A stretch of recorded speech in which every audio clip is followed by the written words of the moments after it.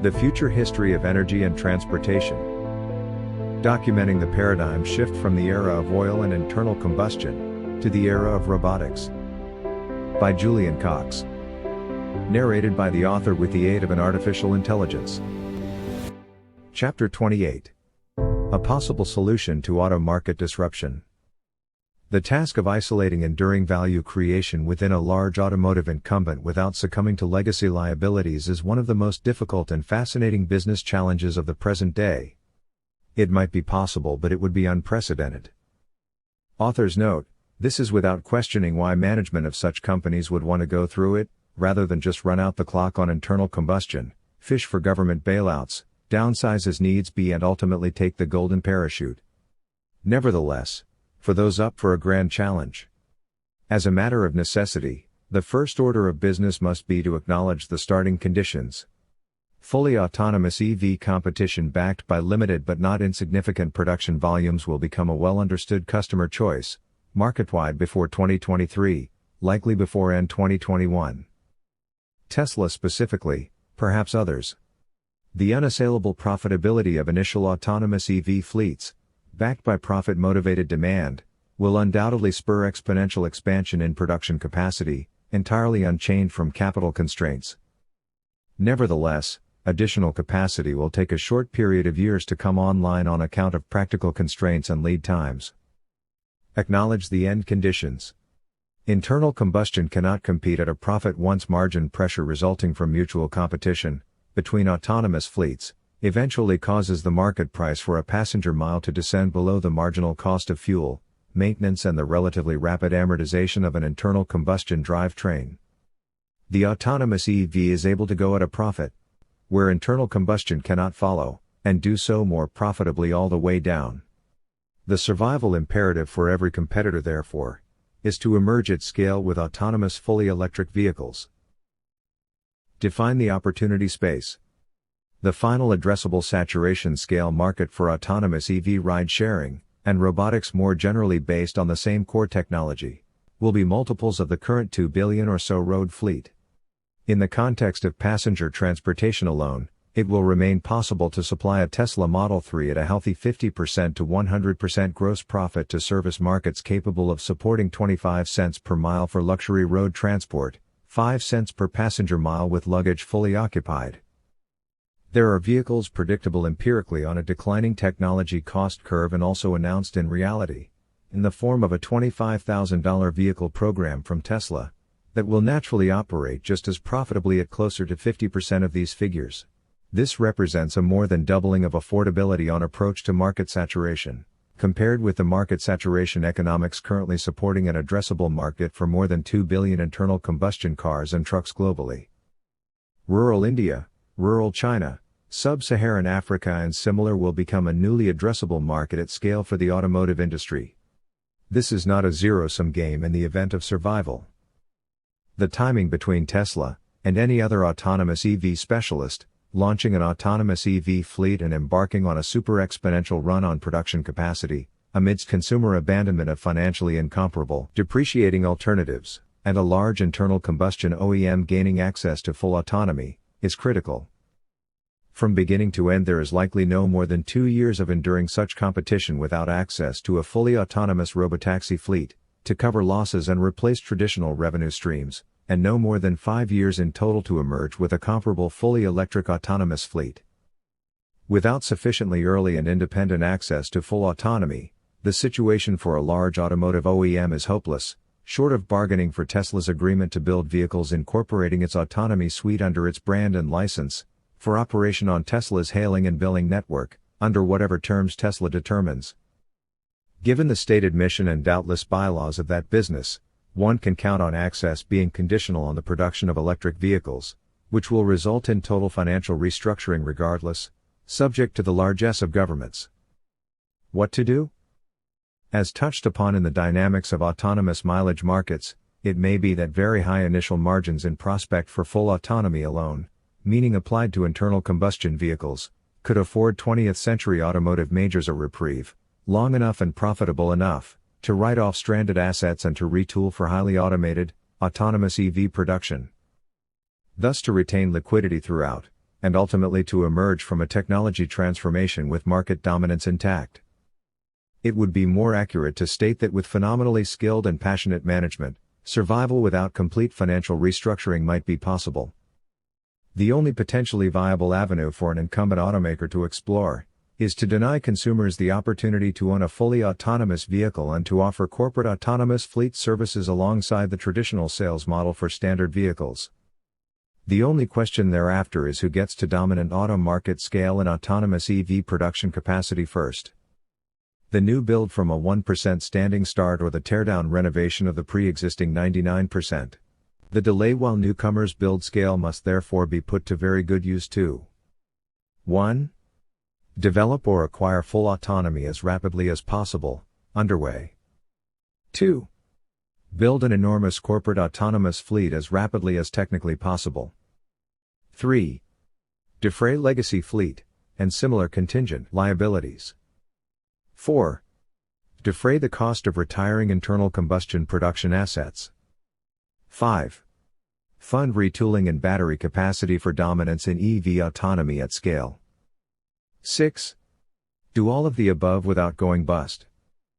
Given that an auto OEM is an unattractive target for venture capital, this would tend to indicate an imperative for deploying an OEM's cash reserves and a combination of borrowings, internally generated revenues and funding from industry partners, driven more by the stick of a survival imperative than strictly the carrot of opportunity. The auto industry has never faced a challenge like this since inception, and previous challenges resulting in a temporary loss of less than 10% of projected unit sales volumes from 2007 to 2008, namely the 2008 to 2009 auto recession, concluded rapidly for major OEM players in shedding plants, mass layoffs and in some significant cases, bankruptcies. Threading the needle from manually operated internal combustion dominance to autonomous EV dominance implies a reliance upon the resources of an OEM's outgoing business model targeted for replacement by internal policy and by external competition, simultaneously. This is a hard problem. In terms of market competition between autonomous internal combustion, nominal cost basis 54 cents per mile, and autonomous EV fleets, nominal cost basis 12 cents per mile per calculations herein, the open market value of a driven mile averaged over the lifetime of a vehicle converging on 54 cents, marks the end of the race. At which point, emerging at scale with an autonomous EV fleet that is uniquely able to supply miles profitably, has either occurred or otherwise trade for the OEM will cease, irrespective of bailouts and financial restructuring. As discussed in the dynamics of autonomous mileage markets, for the EV fleet there is ample scope to maintain a dynamic autonomous ride-sharing price algorithm, to target a 100% fleet occupancy rate continually throughout scaling to market saturation, and simply edge out internal combustion over time. Given an adequate supply of autonomous electric vehicles in any given location, an autonomous EV robotaxi fleet holds the ability to take price competition to the mat at say 50 cents per mile, while retaining considerably better than 100% net profitability. At the same time stranding an auto OEM's internal combustion fleet, even if fully autonomous, unable to move in that location, without taking losses. This is immensely complicated for autonomous internal combustion, when taking into consideration the imperative for an OEM to achieve as close as possible to every lifetime mile of the vehicle, to be a fare-paying mile. A 50-50 split between fare-paying miles and empty miles between fares requires a $1.08 open market value of a fare-paying mile to break even at 54 cents per mile, the lifetime cost average. The slightly better news for an internal combustion OEM is that it is neither desirable nor feasible, in terms of robotaxi vehicle customer backlash or ride-hailing consumer logjam, for an autonomous EV fleet operator to wantonly undercut the prevailing market price at which its fleet is occupied to capacity, nor indeed to attempt to saturate any given market, thus artificially compressing its own profitability, while leaving premium demand in other locations underserved. In its most basic sense, the window of possibility is the length of time the market will support a fare-paying mile between the $2.20 per mile, Uber-like pre-autonomy market prevailing rates, and the $1.08 per fare-paying mile. Hence the existential necessity for an OEM to arrive at scale with autonomous electric vehicles, before Tesla's cited $1 mile at 50% duty ratio becomes a market reality, and right now to arrive at an answer of how to do that. How to improve profitability while market prices remain above $1.08. How to expand the window of profitability and addressable market below this $1.08 figure. How to defray liabilities and how to attract external capital while essentially besieged. This window of possibility is very unlikely to exceed 5 years from the dawn of full autonomy. This is approximately the length of time it can be estimated for Tesla alone, given the uncontested opportunity to build out global production capacity, to match between 50 and 100% of legacy OEMs combined, and to ramp up production and requisite supply chains. Tesla has proven it can take a factory from bare earth to 500,000 vehicles per year in under 3 years, and at the time of writing is preparing 2 of these simultaneously on 2 continents. There is nothing to prevent this experience translating to building tens of factories simultaneously should the market requirement arise, and the default case is that it will. In addition, inroads from outside the traditional automotive industry can be expected from mainland China and possibly from initiatives from Apple or Foxconn, possibly vehicle programs attached to traditional battery suppliers, like LG of South Korea. This will occur without capital constraint in the presence of full autonomy, and the absence of meaningful competition, or serious foul play. See Chapter of Capital Intensity. Nonetheless, there is a distinction between a slim possibility and absolute impossibility to avoid total disruption. First, a look at extending the window of opportunity below $1.08 per mile. A focus on ride-hailing network optimization that achieves a 75% mileage occupancy rate instead of 50%, will lower the break-even market price of a fare-paying mile to 72 cents, assuming a cost basis of 54 cents. This also improves the average percentage profitability of a $2.20 fare from 204% to 271% and also, given say a 500,000-mile lifetime ensures that 375,000 vehicle lifetime miles pay instead of 250,000, which is important for quantum of profit, when the build cost of the car for in-house fleet inventory is a profit denominator. This speaks to service and systems level efficiencies, or economic efficiency more broadly. Internal combustion OEMs must in theory finance their own in-house fleets, for total control over 100% of a vehicle's lifetime mileage, in addition to the imperative to avoid accelerating self-cannibalization. Unlike Tesla that lacks either a legacy fleet or a legacy business model to self-cannibalize, an OEM selling autonomous vehicles business to consumer is not a viable option. Reducing the 54 cents cost basis. The 54 cents cost basis is an IRS consumer cost estimate for operating a U.S. fleet average car, without an autonomy suite. There are included costs in this figure that an OEM can save on. Naturally, those include adding a vehicle to its fleet inventory at build cost and not at retail prices. Thus far, savings have been assumed for the sake of calculation to have been offset by a matching budget for full autonomy hardware and software.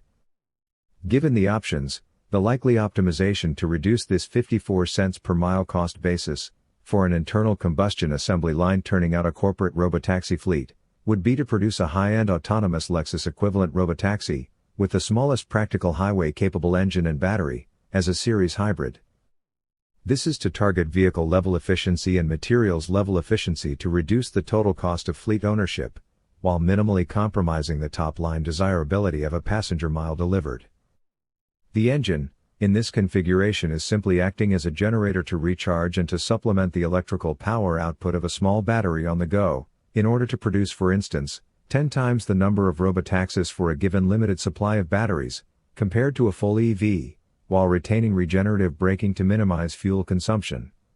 Conversely, the instantaneous power output of the battery supplements stop-start acceleration, from an otherwise undersized engine that is fully optimized for fuel efficiency and longevity. The ability to deliver very high torque for acceleration is essentially a byproduct of a large capacity battery required for a long-range EV. However, experiencing impressive G-forces during an autonomous commute across town will not likely be critical to customer value in an autonomous fleet vehicle of any drivetrain technology. What is critical to customer value is that the vehicle is perceived to be luxurious and is optimally safe in order to command premium ride-sharing fees. Working with an electric autonomous vehicle with an ancillary range extender has the added benefit of yielding experience that is relevant to fully electric autonomous vehicles, that will be required to remain competitive in the longer term. Additional savings are likely possible by negotiating bulk contracts for the supply of gasoline. Also, savings are likely possible on insurance on account of reduced accident rates, fleet pricing and possible fleet operator self-insurance at the actual cost of settling claims. Attempts to produce autonomy suites incorporating LiDAR technology must be terminated. Autonomy suites in development that incorporate LiDAR, for example Toyota Investee Pony AI, requires a sensor suite costing $70,000 per Pony AI CEO, which is greater than the average cost of the car incorporated in the 54 cents per mile total cost of ownership figure for a fleet average internal combustion vehicle, without an autonomy suite. Contrast Tesla's 18 cents per mile TCO figure that incorporates everything, including a $45,900 car at full retail, that is equipped with a full autonomy suite. This $70,000 sensor suite alone, amortized over 390,000 miles, matches Tesla's estimate of 18 cents per mile for total cost of ownership of a Tesla Model 3 robotaxi, in addition to the cost of the machine vision-equipped Tesla Model 3, while adding no novel distinction in customer value, even in the highly improbable event it were to facilitate comparable driving autonomy.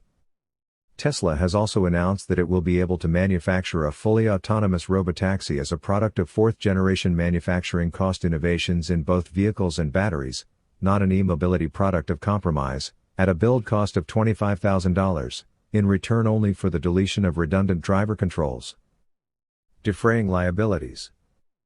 There is a possibility and prospect, that is for an OEM to donate vehicle inventory that cannot be sold at a profit into a profit-sharing relationship with Uber, Lyft and similar for pairing with casual labor in a manually driven ride-sharing setting, to run out the remaining miles of an unwanted vehicle.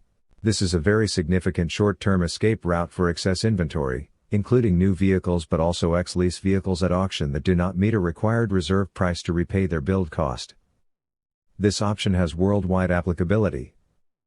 Clearly an urgent avenue to explore for technical, economic and regulatory feasibility would be the notion of retrofitting hundreds of billions of dollars in negative gross margin vehicles returning off lease, in addition to new production vehicles, with a full autonomy suite, most promisingly at the time of writing from AI, so as to send these vehicles out to work to recoup what they owe, with profits.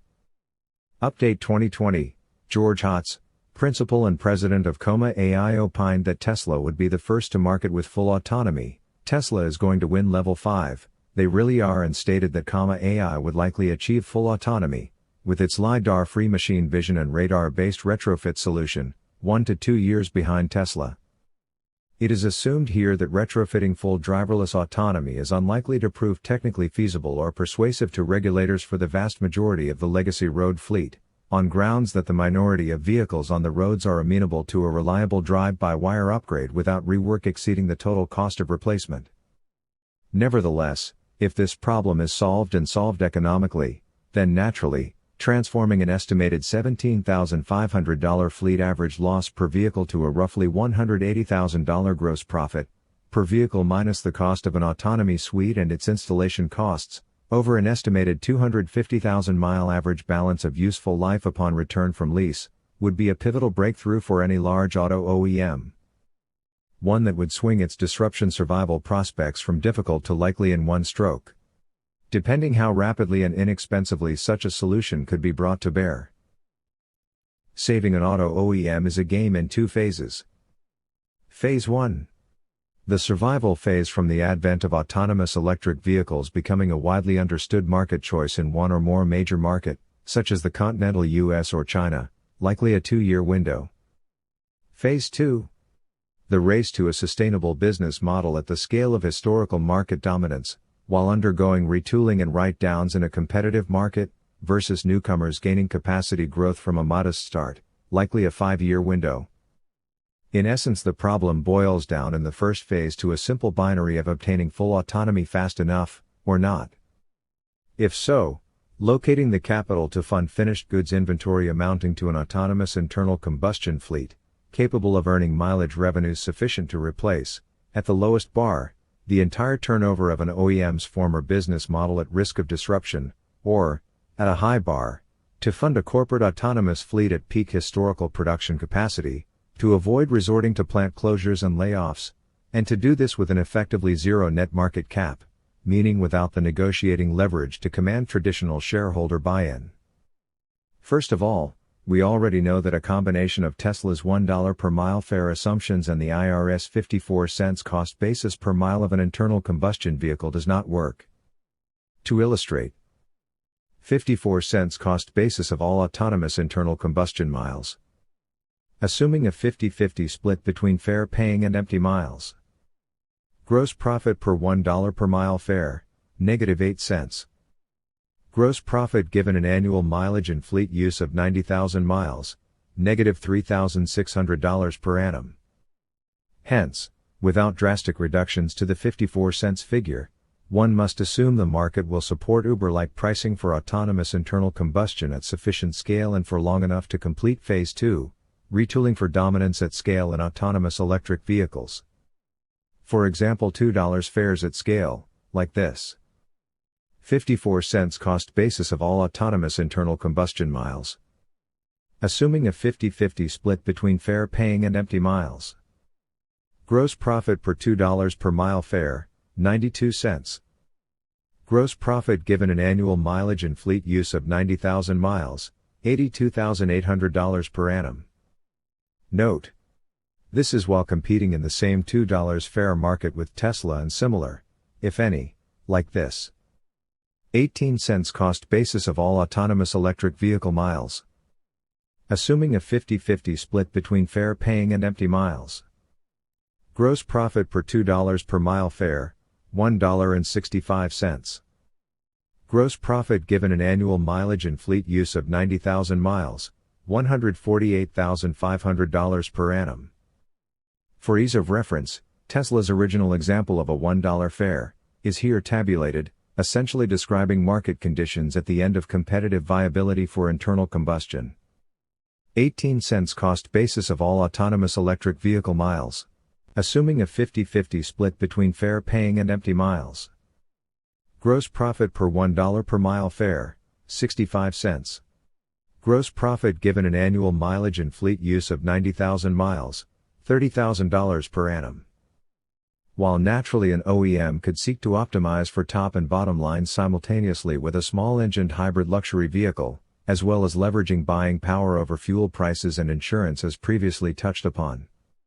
Equally, Tesla is free to reduce its cost basis a good deal below 18 cents per mile. Including, for example, by capitalizing the means of producing electricity for its fleet operations, becoming its own fleet insurer, and radically so by selling autonomous vehicles to customers to operate on its ride-sharing network. Thereby defraying the entire amortization cost of its fleet, and between some and all of its operating costs due to profits on the initial sale of a robotaxi and for a software license or subscription, to access the ability to earn.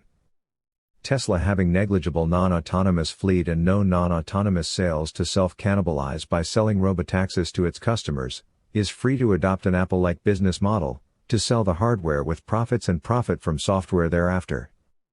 So per $100 billion of annual revenues of a large auto OEM in need of replacement with autonomous internal combustion fleet profits, this probably being strictly the case, not merely revenues to revenues, we are broadly looking for a window in which the OEM has obtained full autonomy, and while the market will stand nominally $2 per mile at scale, yielding nominally $82,800 per year, per vehicle.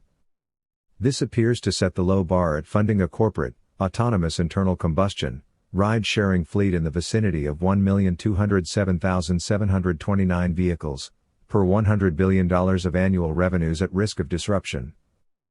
Using Tesla's number of $38,000 internal cost per vehicle, to allow for the base vehicle plus an autonomy suite, that's an outlay of $45.9 billion in cash to build an OEM fleet.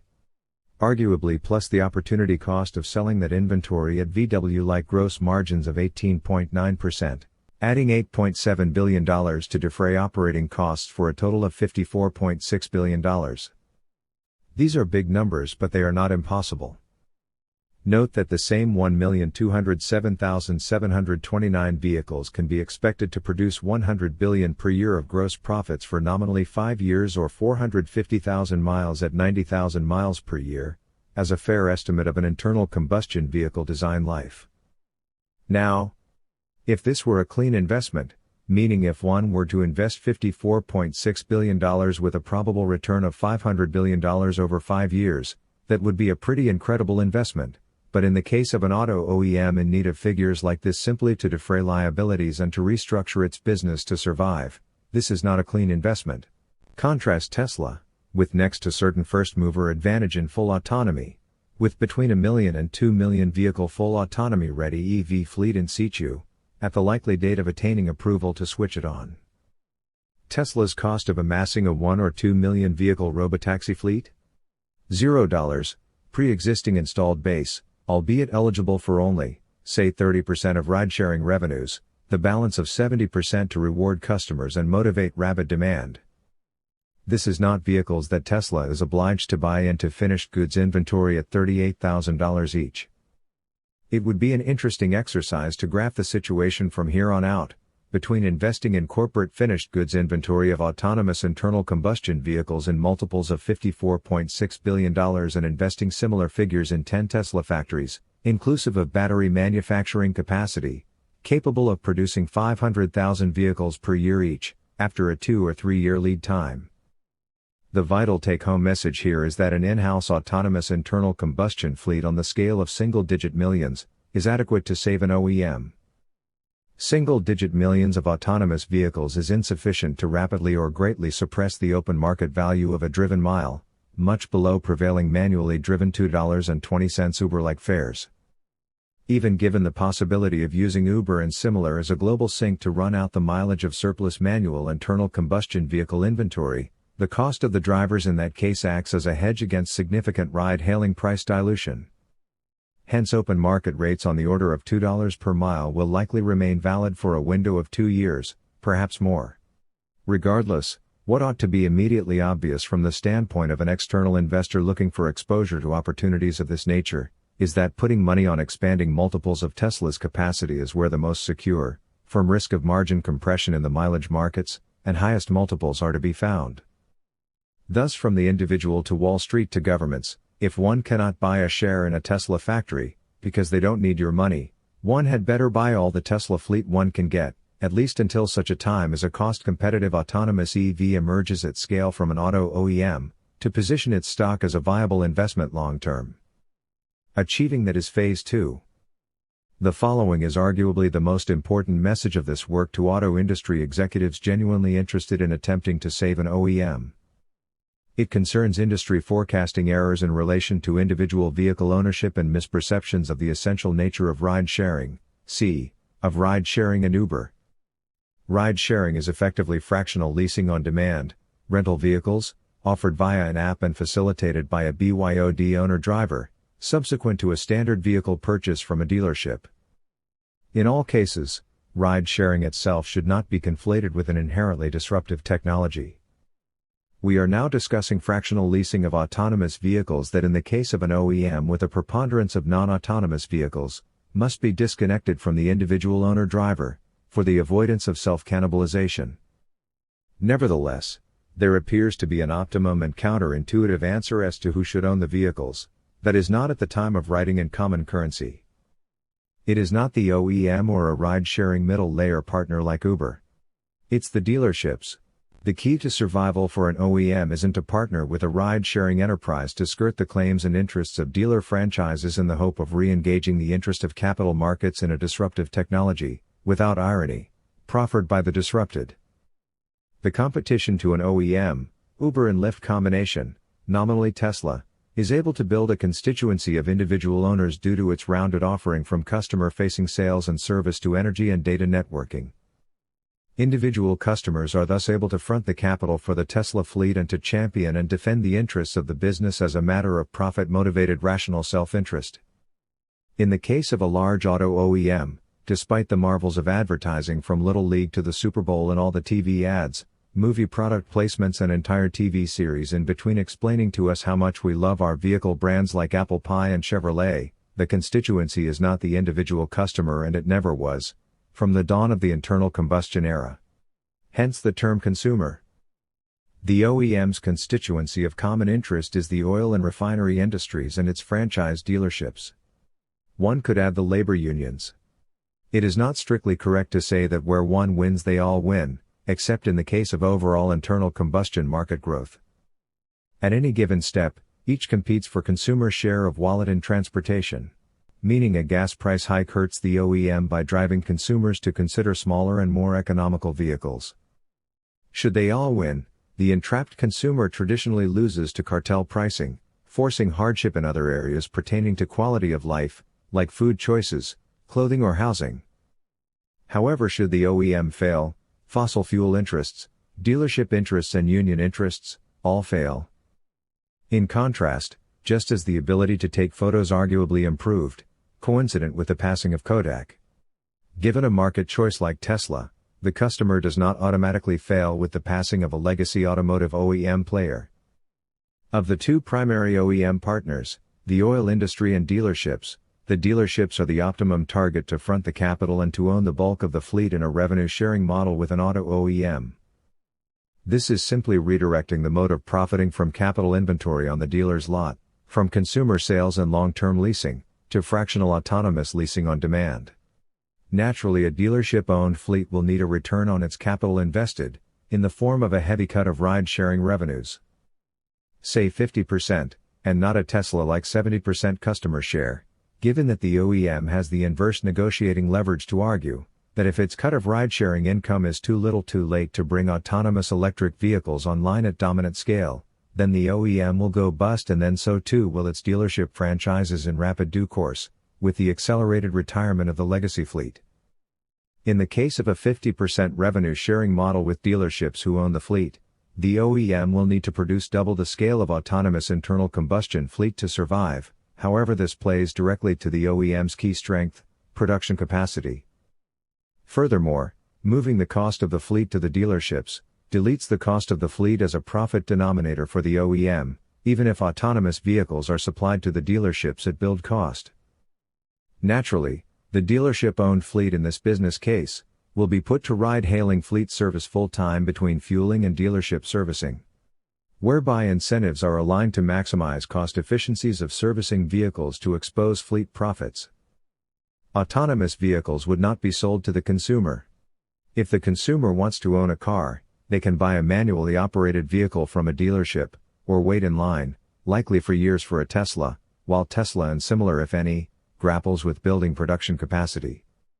In those intervening years, the OEM that wishes to survive will be hard at work redeploying its cut of autonomous fleet revenues, retiring and defraying liabilities, and investing in battery manufacturing capacity and production processes to deliver autonomous electric vehicles at dominant scale. Given the prospect of increased profitability, reduced servicing cost burden and enduring competitiveness, the franchised dealerships in this fully aligned relationship with an OEM here described will be only too delighted to buy these fully electric autonomous vehicles into hailing fleet service. This is to remember the genius of Henry Ford, who kept the Ford Motor Company free and independent of the public stock markets for most of his life, instead building the Ford Motor Company on the sale of dealer franchises and investments from oil majors. This is the proper analogy to Tesla and its revenue-sharing model with its customers, and why an OEM maneuvering to skirt the dealerships for the shiny object of ride-sharing middle-layer partnerships is a comparatively terrible error. Not only does a franchise dealership-owned autonomous internal combustion fleet result in properly aligned incentives to seek cost efficiencies in servicing its own vehicles, as opposed to exploiting both OEM and consumers as is the case with the traditional dealership business model, incentives are also properly aligned to support a fully functional over-the-air network, including maintenance status monitoring, and to pursue with the greatest urgency an upgrade in profitability and competitive positioning for Phase 2. The most rapid possible transition to a dealership-owned fully autonomous electric vehicle fleet. Author's note: one might be forgiven for wondering why Tesla at its April 2019 Autonomy Day event troubled to float a range of 25% to 30% of gross profits that Tesla could seek to retain, meaning 70 to 75% to disperse, for providing hailing and billing middle-layer services to the customer-owned contingent of the Tesla autonomous fleet. When most audiences, as we have done here, will predictably adopt the 30% and 70% numbers, and ignore the balance of the information. Well, there is another audience, to whom the 25% end of the range is a shot across the bow: auto executives. Whereas an OEM offering dealerships, or some other less optimal fleet financing partner lacking the ability to service vehicles or to waive franchise dealership claims on a brand OEM, a 50, 60 or 70% share of autonomous ride-sharing revenues to fully capitalize a corporate fleet, faces tempting competition from Tesla, who may be willing to offer the dealership a 75% share of a more lucrative proposition. That is, for a dealership to abandon the OEM's products altogether, and instead divert its capital from the lot to owning a Tesla fleet, generating revenues on the Tesla ride-hailing network. This is a business-to-business competitive metric that cannot be ignored. It could make some sense to contemplate inviting the automotive labor unions or its membership, possibly its pension funds, to participate in OEM autonomous fleet ownership. Finally, although least optimally, there is a case for seeking direct bridge financing of an OEM from the fossil fuel industry, perhaps to front the first $54.6 billion, motivated by keeping the taps open for a while longer, while naturally strings attached to such help cannot be permitted to anchor the OEM to internal combustion any longer than is strictly necessary. That said, oil industry funding by proxy, namely the sovereign wealth funds of Norway, Saudi and others, that are now seeking avenues to diversify and divest from oil, quietly without openly targeting their own oil investments, thus triggering a market-wide sell-off, so as to hedge an exit from the oil era with oil wealth accumulation secured, are ideally served. Note that proceeding with business as usual in reliance on a too-big-to-fail backstop, in other words the ability to fork a government in a fait accompli bailout with public funds, perhaps out of assumed desperation to retain a unionized labor force in employment, or to retain a traditional tax base, is not a secure strategy given the choice of divestment from internal combustion that is also available to governments faced with this dilemma, as they were in 2008 without such a choice. The next time this choice appears, and it will be imminent, it will need to be weighed in the balance if there is any point in bailing out a corporation attempting to sell a 54-cent product into a rapidly evolving 25-cent market, when the answer is clearly, no. Nevertheless, in the presence of outstanding management, saving an auto OEM from complete disruption would appear to be technically feasible, as essentially an OEM brand partisan undertaking.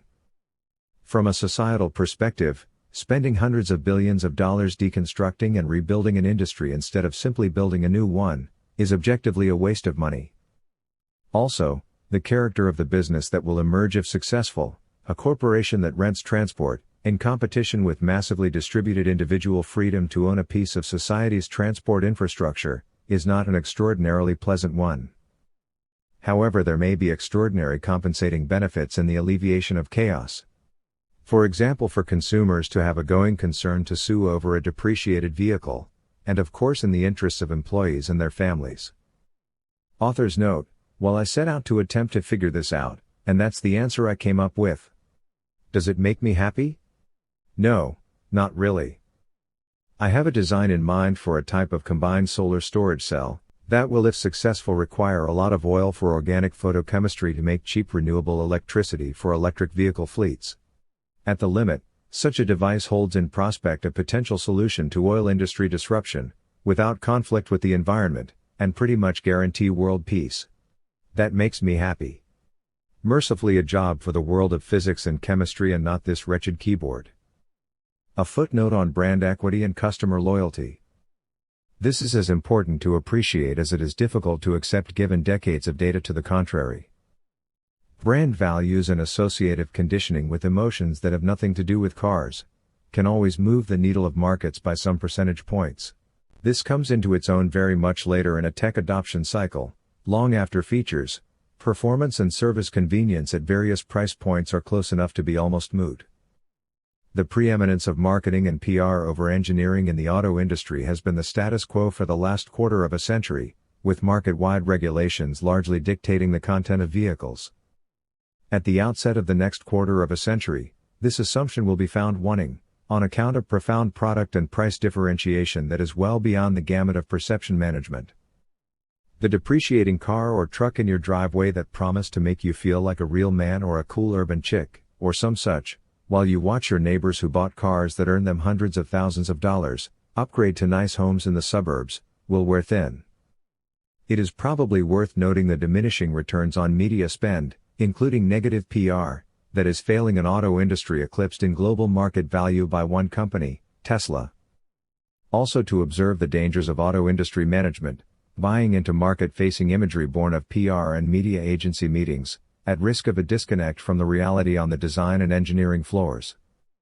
One of the key misperceptions that endures among even the most prescient thinkers in large automotive circles, those who openly cite the convergence of electrification, ride-sharing and autonomy as mission-critical objectives, is excessive estimation of control over the pace of change. It was not the cost of batteries that held large internal combustion OEMs back. It was arrogance and complacency.